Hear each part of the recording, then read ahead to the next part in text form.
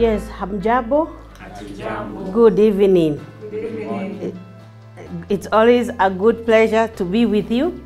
And again, even our viewers who are at home, we welcome you wherever you are watching. Maybe you are not at home, you're in a hotel, wherever you are, welcome to this class. Pale tunasoma, we don't graduate kwa sababu our aim, lengo letu ni kwamba tuweze kuboresha our marriages, isn't it? We don't endure, we do what? We enjoy. So you are welcome, and we want us to start together. And for this time, I would want to ask our sister GACOHI to lead us with the word of prayer as we start. Let's read and pray. And dear everlasting Lord, we thank you for this evening. Thank Lord for another junction at Lord you have given us, Father, to read your word, O God, and even to learn more, King of glory, Lord. As we start, Lord, may you start with us and end with us, O Lord. We want to welcome you, Lord, to take control in everything that, Lord, you are going to do, in our talks, in our deeds, and everything, Lord. In Jesus' name, do pray and believe. Amen. Amen. Asante sana. Kwa hivyo pahali umekaa, hata kama ulikuwa unakula, tunaweza soma pamoja ukiwa darasa na tutaendelea. Asante sana. So today we are doing a lesson which has come back because of public demand or part of your responses. Tumekuwa tukizisoma kutoka Facebook, zingine some of you are also send messages, wale pengine wako na namba yangu wananiandikia wakiuliza maswali. Na one of them topics imekuwa ikirudiwa sana, au watu wale kumekuwa wakisema tungetaka tusikie mengi ni juu ya communication. Na pengine ukikumbuka wakati ulikuwa we looked at the conflicts in marriage, one of the major reasons why there are conflicts in marriage, number one was communication, or lack of communication, or poor communication. Kwa hivyo tukirudia tunajua ni tunasaidia ndoa zetu watu waweze kuwa na mawasiliano. Okay, I think I'm correct, eh? Yes. So we talk about effective communication.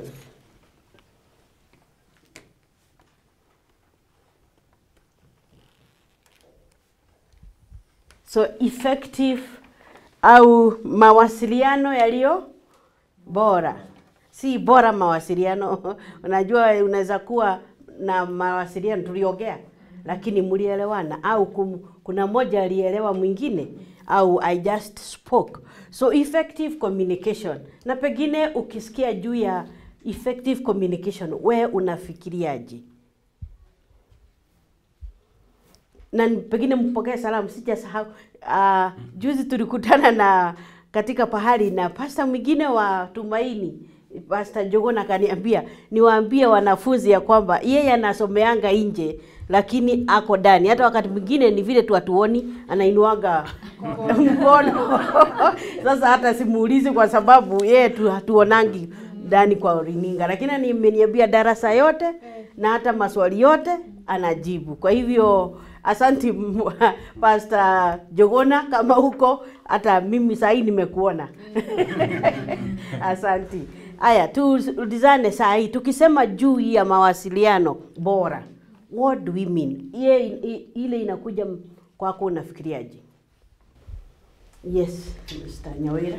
Ujumbe ule ulitaka kuwasilisha umefika vile ambavyo ulikusudia. Ni kweli. Yeah. Na hakika niongezeni, sio kufika tu peke yake, lakini pia imeeleweka vile ulikuwa ukitaka ieleweke. Okay, kwa sababu unaweza fikisha ujumbe kwa jinsi ambayo unataka, lakini yule ambaye anaelewa anaelewa kitofauti. Wow. Kama mimi. Sema. Kama mimi. Unaweza kuja unipe ujumbe, lakini mimi niko out of network. Kwa hivyo unashika yako. Unapeleka, unafikisha yako, au ile una retain inakuwa different. Wow, okay. So kwa hivyo kama vile Sister Nyawira amesema ni kwamba lazima ujumbe ifike. Halafu lazima ieleweke vile ulikuwa unatarajia. Halafu inaelewekaje? Utajuaje imeeleweka? What is the other part? The response. Yes. When you get the positive response and the message was not distorted. Okay, we talk about the feedback. Ukiwa umepata feedback ya kwamba message ile imefika na si distorted, then we can talk about there was effective communication. That is very good. Kwa hivyo ni kweli tunasema effective communication is the process of exchanging information. Kwa hivyo we are giving information. Information kwa Kiswahili tuseme ujumbe. Oh, ujumbe, information, correct. Kuna information inafikishwa. The next one, kuna facts.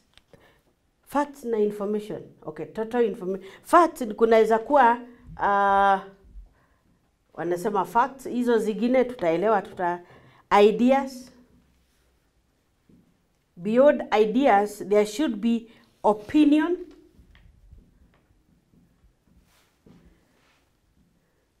Then we should have feelings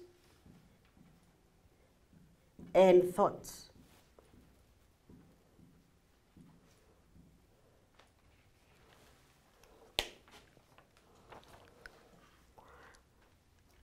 Kwa haya au yale tunasema leo kwa darasa, I think what we are basically doing also sometimes is giving information, isn't it? Yes. Our knowledge. Kuna yale mambo tumeelewa, tunafunza watu, kwa hivyo ni kama ni information, knowledge, kupea watu mawaidha, okay? Then kuna wakati mwingine unapewa fact ni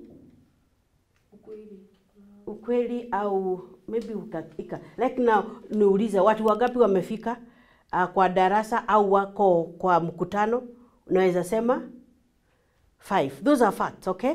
Kuna wakati mwingine kama vile tunasema data. Sasa hii unaenda unaleta ile concrete facts. Halafu ideas ni kama kuna njia zingine za kufanya. It could be other information, lakini what you are saying is this. Unaona vitu hata ukiangalia zinaenda zikiwa na uzito. Yes, mwalimu? Mimi naona kana kwamba haya yote ambayo tumesema, facts, ideas, opinions, feelings na thoughts, all of them are part of information. Kwa sababu information, in fact hata unaweza ongeza data, lakini data inakuwa under facts. Hizo zote kwangu mimi ni information. And whenever there is communication, you are communicating facts, you are communicating ideas, you are communicating your opinions, you are communicating your feelings and your thoughts. And the very moment that you communicate thoughts, they are no longer thoughts. They are ideas. The ideas. Yes. Okay. Because ikiwa thoughts iko ndani yako. Lakini the very moment that you give it, now it is already an idea. Hiyo ndio shida ya kuwa na mwanafunzi mwerevu kuliko mwalimu. Na unasaidia, asante. Sasa, let's say it is true that we talk about exchanging information. I think it should have been brackets, facts, ideas, opinions, and feelings. So, when we are talking about information, it has to contain all these. Kuna yale umepeana as information or facts vile iko, kuna pengine ideas vile ulikuwa umekifikiria, pengine maoni yako vile ulimeona, maybe hisia zako, and then maybe as what you are thinking now. Maybe your decision could be there anyway. So we are talking about so that the message is received vile sister ametuambia and understood, okay, with clarity and purpose. Clarity and purpose ni kwamba it was clear na vile ulikuwa unataka itekeleze. Sasa nikiwa nakwambia mwalimu anakuita au you are supposed to go to this place, then why do you need to go? The reason is kama nilikuwa nataka uende urgently, umeenda kwa sababu vile nilifikisha ujumbe ilikuwa na all the information, clarity and purpose. Okay, so when we have good communication, both the sender and the receiver are satisfied. Okay? Yes. Communication, effective communication. It is not only the sender but the receiver must both be satisfied. Si ati ya kwamba kuna mmoja alisema mimi bora tu nimemwambia. Unajua tunaweza sema bora tu nimemwambia, ile ilikuwa moyo yangu. So umesema, lakini did the receiver receive it the way you wanted it? Umesema yote ya moyo wako, lakini imepokelewa vile ulikuwa unataka ipokelewe. So that's where we find ourselves maybe missing out. Now the receiver anaweza receive mambo yake, lakini has not communicated back. Okay? Kwa senda, hivi ndivyo nimepata. Kwa sababu in what happens, tuseme nilikuwa nataka, nimetuma ujumbe, you are needed urgently. Au nimekuwa, au vile tunaitananga tukiwa nyumbani. My mama so and so kuja. Sasa vile nasema unaweza kuja. Unajua hiyo has no urgency. Okay? But you can be called, hata usiambiwe kuja, unajikuta umeenda bio, because the urgency of the message. Okay? Kwa hivyo ukiambiwa unaweza kuja, unafikiri si lazima.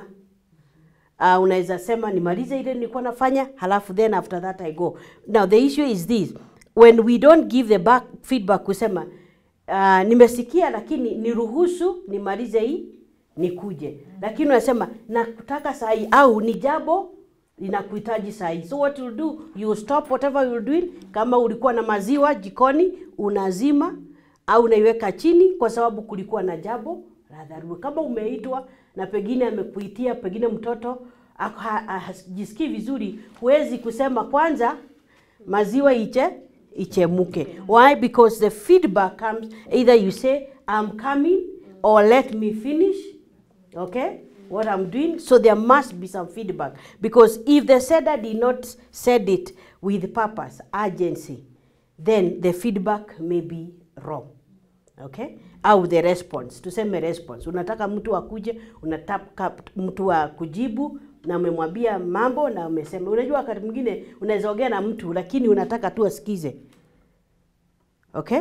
If you want asikize, mwambie tu nataka unisikize. Lakini ukiwa nataka ajibu, unaweza uliza kama swali, isn't it? Na like now if I tell you tunaenda kesho, is that a statement? A question? Mixed up. Yes. So tunaenda kesho means if you had not told me, I may feel like that is already final. Okay? It has no room. But if you ask me, tunaenda kesho, I think it's how you state it. that is it. So we are saying, if you are to give the information, there must be clarity and purpose. If I tell you tunaenda kesho, you know, I don't know whether you want me to respond. Wakati mwingine inaweza kuwa kama ile mkia ya paka. Niseme sasa tunaenda wapi? So hiyo statement tunaenda kesho iko na vitengo tofauti. Yes. Moja umeweka intonation, tunaenda kesho, hiyo inakuwa swali. Yes. Na kwa hivyo yule ambaye unawasiliana naye ni part ya hiyo kwenda. Kweli.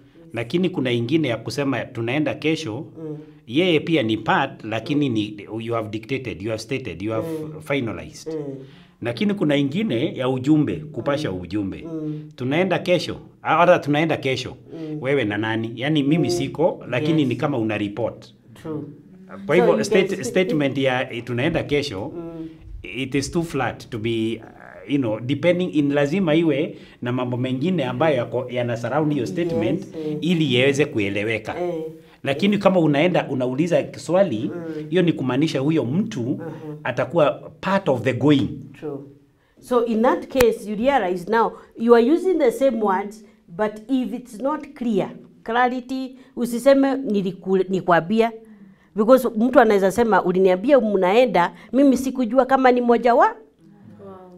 Lakini ukiniambia tunaenda kesho means I'm part of it, isn't it? Yeah.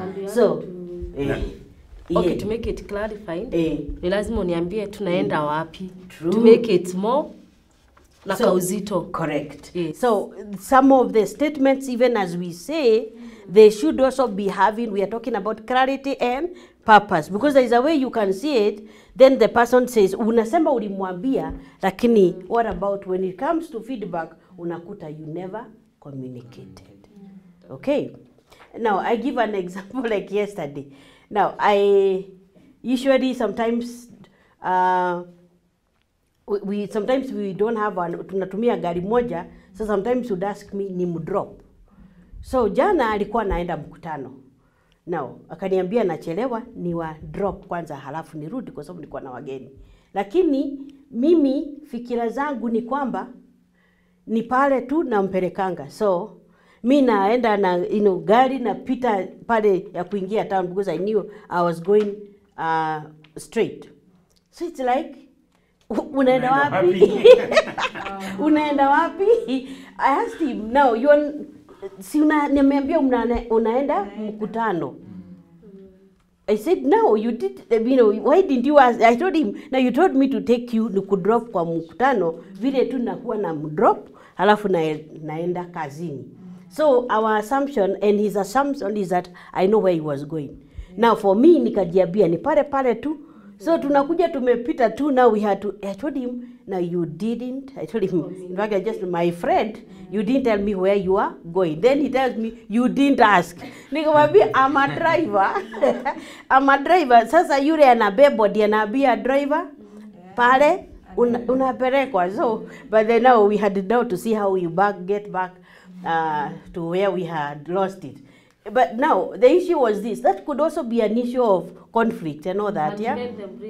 Yes, and the blame goes, inaendaga hivi, huku niambia, sasa kwa nini hukuuliza, we ni kujiambia tu. You know, if you didn't have a good day or start in the morning, that could be a cause of conflict. So after that, now, I told him, even where he was going, I had not even had an idea of that. So ananiambia usipitie Kenyatta Avenue, pitia Kadna, atipadia chini. Hata nauliza tunaenda wapi. Only to realize where even we were going, the gate I was assuming anaenda, si hiyo.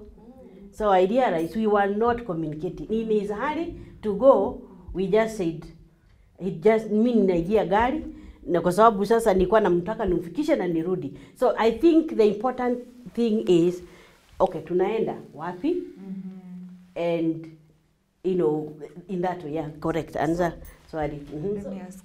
Yeah. In other words, what you're saying is that for you to have a good communication, you should have a good dialogue. Yes. You keep it on, the question and to make it clear. True.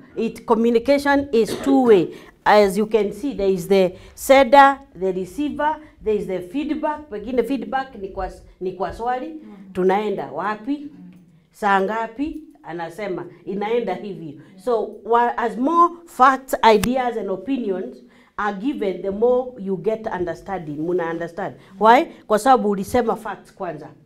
Tunaenda kesho. Wapi? Then unapata pengine another fact. But then you say tunaenda masaa ngapi? Saa gani? So what you do, you are given time. Then you explore an idea. What about if we leave earlier? Okay, kama tunapitia kwa so and so, lazima tujipange twende mapema tusichelewe. Now you are getting ideas. Okay? From there unafikiri sasa tupitie njia gani? You are getting opinions now, okay? Unasema hii njia ya Maimahio au njia ya what is happening is first you give the information. Then if there is a good feedback, watu wanakaa wakiwasiliana. You get even, you go beyond opinions. You go now beyond feelings. Mimi vile naona, mimi sipendi hiyo njia au sipendi uko. You already are giving not now information, not facts. This goes to your feelings. Unaweza sema hata kama mko na gari, unaweza sema straight na ile kadogo kanaendanga berau tunapenda mizigo mingi. Unaendelea feelings. If you don't like maybe area, you keep. Then after that, now the thoughts come here because as you continue munaendelea mkiwaza. After that, thoughts seem to be, your mind goes now working. You find you will keep bettering the idea. let's say this, before even tomorrow, kila mtu iko kwa fikara yake. Kwa hivyo, mafikara inaendelea, mnakaa mkichangia, and you'll find you have a good communication. So, okay, sawa. You are allowed to kuuliza any question, anytime.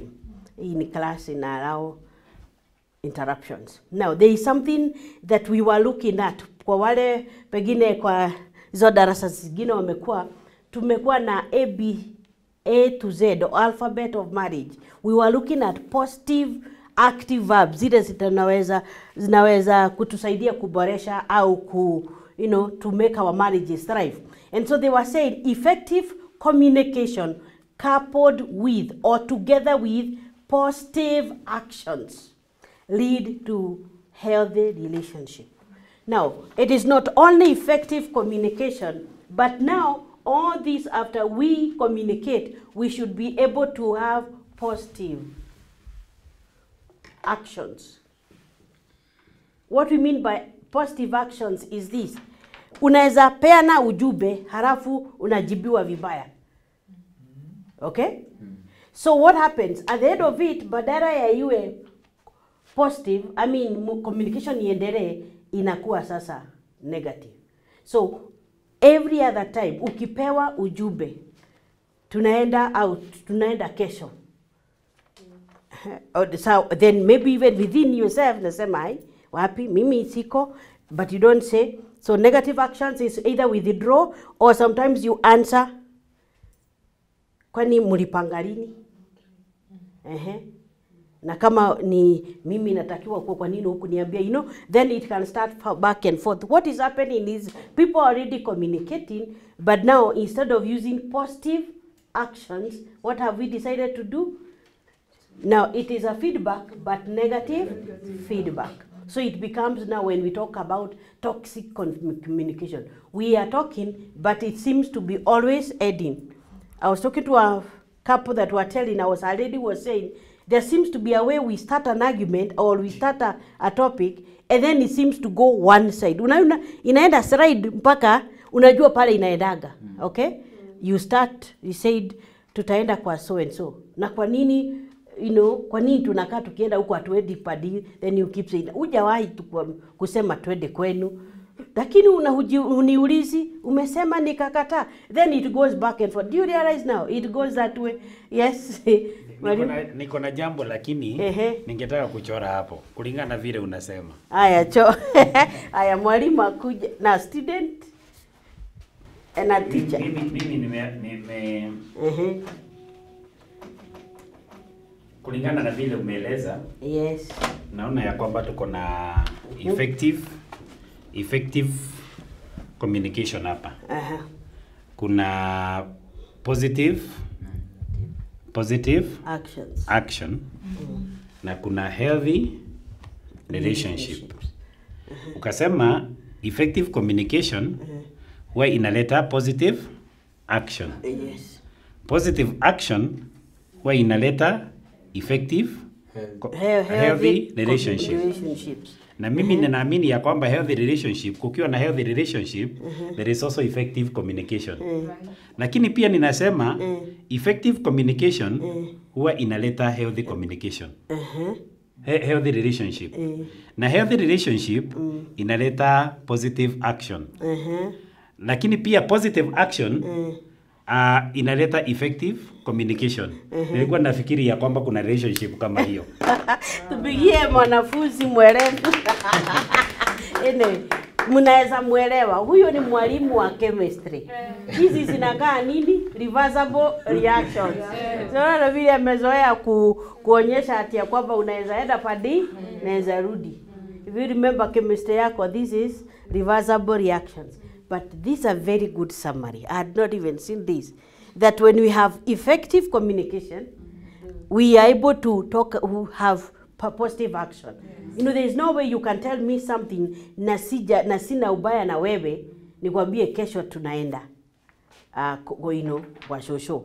Halafu all of a sudden you start negative communication. But action or ile ya kusema sasa mtaenda peke yenu, au kesho unaamuka hujitayarishi mpaka unaulizwa kwani wedi. Si mlisema mnaenda, mimi sikufikiri niko, you know, you just want to raise an issue. Because all that you didn't want to do is to get more information about this. But if there was effective communication, you find yourself positive action. Make ready for the journey, isn't it? Then from there, you find now, you start having healthy relationship. Mnakuwa mkielewana, hata vile tulikuwa tunaonyesha, from thoughts, I mean from facts, ideas, inaenda mpaka, mnaenda opinion, feelings and all that. You have already gone that depth. Then from there, you realize that still affects our communication. So it is cyclical, lakini inafasaidia, because if this is healthy, then you realize, hutasema kitu useme, I was misquoted. Kwa sababu hata yule alimisquote ageuliza, ulikuwa unamaanisha nini mama so and so? Okay? Kwa nini ulisema hivi? Mimi naonelea, okay?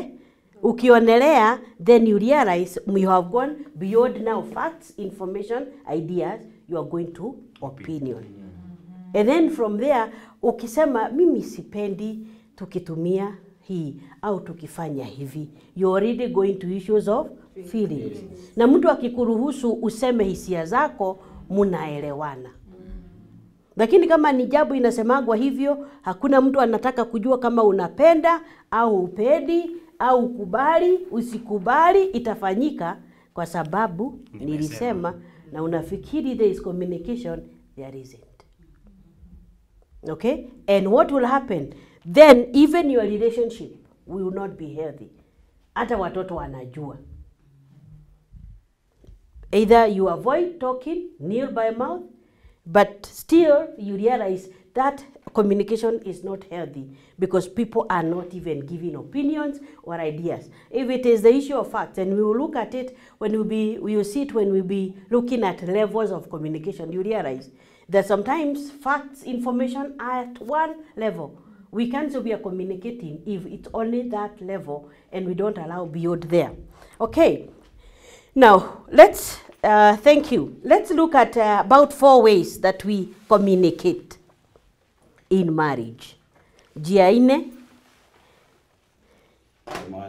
ya mawasiliano bora. Oh, good. Okay, so tuseme njia moja unajua. How do we communicate? Yes. Actions. Yes, like the what we talk about, the non-verbals. Okay. What other ways do we communicate? Or types. Let's use the word types. Types, I think, would be better. Types or styles of communication. One of them, the most basic one is Eyes. yeah, that is one of the examples, but the major use of gestures. Gestures and eyes would be under the same. Let's first give you the first idea. We call it verbal. Non-verbal. Yes, no, non-verbal. Ingine, the related. I know these are the major ones, but beyond this, we can say we can also visual.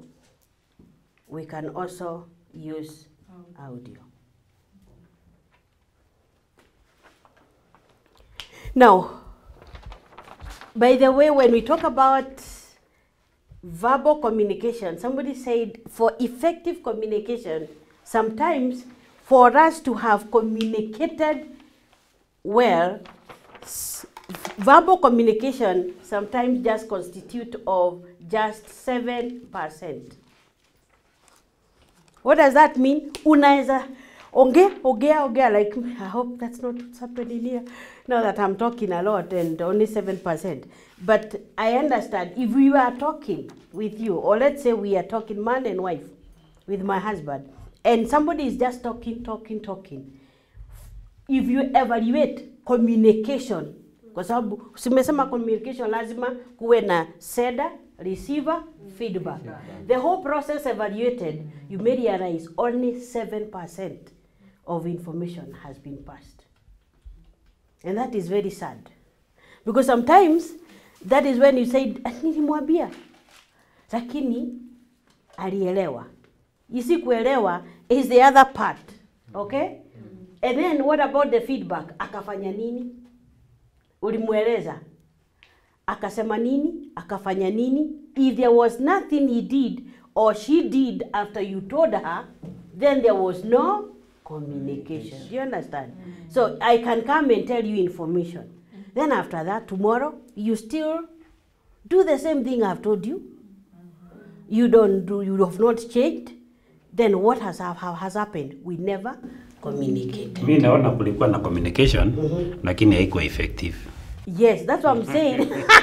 No, wewe. Sasa, we are talking about evaluating effective communication. So, you could have communicated. But you know, we are saying communication must go the whole cycle. Munanielewa? The whole cycle ya kwamba si wewe tu ulisema. Then we after that, okay, you sema, twende kwa assessment. Alielewa. Pengine alisikia, lakini alielewa. Sasa hii hata nikikuja hapa niongee with in my mother tongue, or I have learned French and I come and teach you in French. Hata mkiniangalia hivi. 45 minutes? Zitaisha tu. You heard. Did you understand? No. So what was, if I told you to do assignment, mtafanya na lugha gani? So that's why even sometimes we send people emojis. Anaangalia tu. Wanaona watu wakifanya hivi shida, mtu anacheka nini? I mean, what did you expect? Did you communicate? Or you even say, what does this mean? Too many question marks, what is that? So we are saying, there is this part of the verbal is only 7%. Then we have the non-verbals. And by the way, verbals, ni vile tu, we simply say it is the words and the way you phrase them. And the language you use. So, sahi natumia Kiingereza, natumia Kiswahili kwa kuweza kusaidia kuelewana. Si ni kweli? So there is a way I may just use the words, the way I use the phrases, that is about now non-verbal. I mean verbal. But when it comes to non-verbal, it's beyond just the words. We say it is you express your feelings and thoughts now, but this time you are using gestures. You are using gestures, eye contact, or what else? Kama vile legs. True. Body language. Yeah, this is okay. You have the correct answer. Somewhere. Face. Yes, face. Sometimes when people are talking to us and we are nodding. Okay, we are, if it's something like that, okay, there is a way you communicate. As he says, body posture or the legs, if you close them, by the way, we say, unakaa kama utaki getting involved. Okay, ukiongea na mtu amejikuja hivi, it's like, ama shida yako ni yako. I don't want to be involved. Okay, yes. Like if you're talking to me like this and I'm seated and I'm like this, what am I trying to say? I'm uninvolved. You just say Marisa, shida ni zako. But sometimes there's a way we talk about open posture, you are looking at somebody. Now that way is almost attending to you and almost telling you, I'm here for you. So the non-verbals speak a lot. In fact, they say the non-verbals take 55% now. Wow. 50%, 55% of the communication. Why? It is part of the feedback. By the way, forget about the one who is speaking. The non-verbals are the ones that make us know you have communicated. When I'm talking to you and I'm fighting you doing like this, and then answering the questions, what is that telling me? There is feedback. Okay? And then you're getting, and sometimes it's not that I can almost see from your eyes that you're getting me. Sometimes we have taught and you realize what wanafunzi wanakaa kifanya hivi, najua hujaeleweka. Waka unamaliza unaona kama wakifanya hivi. That is a real non-verbal communication. Unaona nyuso zimekujana, hakuna kitu inaingia. Akifuga laini hii ni kama hiyo mwalimu anasema ni ngumu sana. Na anaweza kuelewa. But if you find students are smiling at you, wanaelewa, wanainua mikono, then you are getting feedback. That's non-verbal. You wanted to ask a question? Constance? I was asking, Yeah. is silent an answer? Yes. Yes. Silence is an answer. But now it's also a non-verbal. Okay? Because it can also show you never understood anything or you don't want to be involved. You see, you say, tunaenda kesho, na ninyamaze. What does that say? But silence is you have not communicated. Yes, that's what we are saying. It can also be a way of showing you never, communication. What I'm saying, it's not that you have not communicated. The person, you see, like now, it was never understood. It's also communicating. I didn't get what you said. Communicate well. But there, let's him. but there we have lacked the facts, the idea, opinion, Yes. and feelings and thoughts. Yeah. When Yes, we have someone is lacked them silent. because what will happen is this. If I give you information and you never got it, sometimes badala ya kujibu, for me to be able to understand, you never got anything. Silence may tell me, huyu mtu hajashika kitu. Who, as a communicator, I decide to do it again or to repeat. Yes. But I want to wonder about constant is, at times, if I don't want to trouble, it's better off to be quiet. I think silent at times is a nice message to say that you don't want many things. You are just trying to avoid what you can see that there is a trouble. You just communicate. I'm just there like, yeah. So you're communicating. So I'm communicating that I don't want so many beyond things. there, Yes. you don't want that communication going beyond because it's not positive. Yeah. It's becoming like what Because we call negative. what I'm avoiding is you make assumption. Maybe you just want to misunderstand me or misquote me. So I think silent at times is the best still medicine. Communication. Yes. Yes. Yes. Just to add to what Gashiri is saying, for example, you're dealing with you're dealing with a dictator for a spouse. So his word is final. You'll just be silent. Tutaenda. So even if I say I won't go, we'll still go. So you just get. Because you also don't want to. If it is more like a roused, he was trying to stir up trouble to asikie vile utasema. And with that one, will it become effective in communication?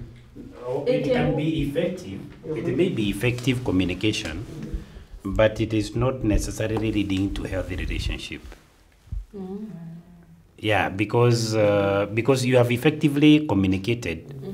I don't. Yeah, in a negative way. I don't want involvement.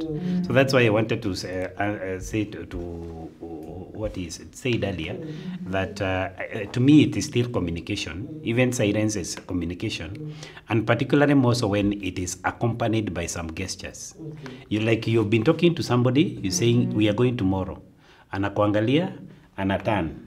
Naendelea na shughuli zake na hajasema kitu. That turning alone is saying so. I mean, if you're going, maybe. Although it's a very is a very poor.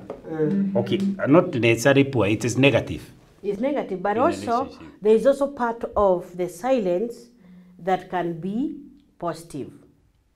Okay, in this way, let's say like you are talking, okay, and then you realize the way the conversation is going, it's a back and forth. It's not getting productive. You can restrain yourself from reacting or responding to what somebody has told you, so that in another way you may pick it later. And you say it by the way, because we will learn that later, how we can be able to save a situation by speaking from the I message. You can say, I felt what do you call it? I felt embarrassed, or I felt let down, or what do you call it? Kuzushwa chini. What do you use the word? Demeaned. Yes, I felt demeaned by the comment. In that way you can bring it. Lakini akisema sasa una vile unaambia wewe unajua kuongea, sasa endelea kuongea, si umalize. Now ikienda hivyo, what will happen? It's no longer going to be productive. So somebody may just decide to stop talking. So silence means this conversation is not heading anywhere. Then later, don't stop there, because for effective communication, there should be a feedback. Why did we stop talking? I didn't feel that this conversation was heading anywhere. Kwa sababu ile shida ilikuwako, tuliotoka kwa shida tukaanza sasa attacking one another. So I didn't know it is heavy. So in that way, that's why I kept quiet. Do you understand? So in that way, it was whatever. I want us to finish, then you respond to questions. So the other thing is about visual. Now visual, as much as it is part of the non-verbal, but sometimes we may have what has not been said can be written. Okay? So visual is something that we are able to see or understand by seeing. Okay? Are we together? If somebody wrote you an SMS, those are not just verbal. Verbal means ameongea na mdomo, umesikia. But now what has happened is this person may use or even draw. Unakumbuka vile watu walikuwa nachora halafu wanaweka mshale. Sasa umetumiwa kama hii. What do you see? That is visual. It's something that is visual. What this one tells you? Broken.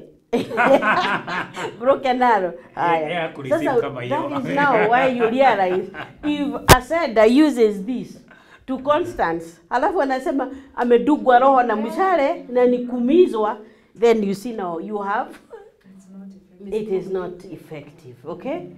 Then that's why you find these days, I know the young people have gone to the issues of emojis. Okay?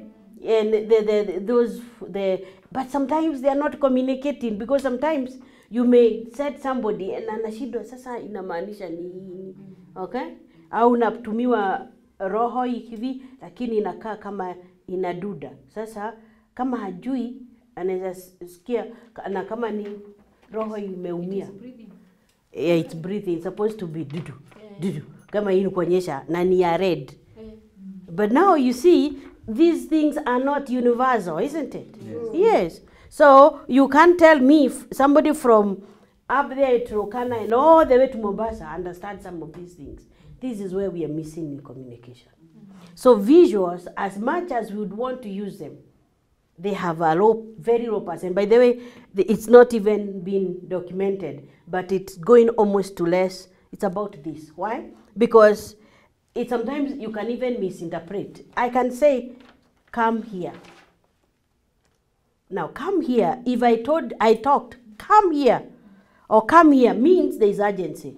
If I wrote a statement, come here, or come home, how fast?